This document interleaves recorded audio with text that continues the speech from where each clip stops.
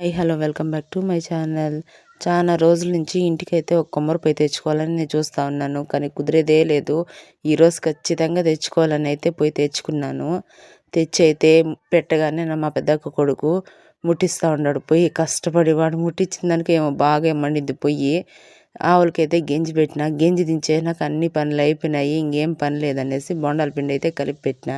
సరే చల్లగా వాన పడుతుంది, బయటే కూర్చొని వేద్దామని అయితే వేస్తూ ఉన్నాను బొండాలు.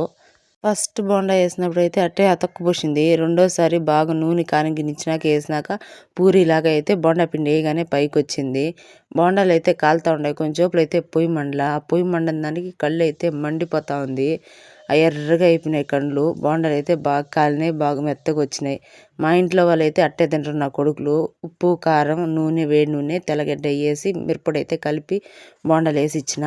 వాళ్ళు హ్యాపీగా టీవీ చూస్తూ తింటున్నారు. నా వీడియోస్ నచ్చితే లైక్ అండ్ సబ్స్క్రైబ్ ప్లీజ్.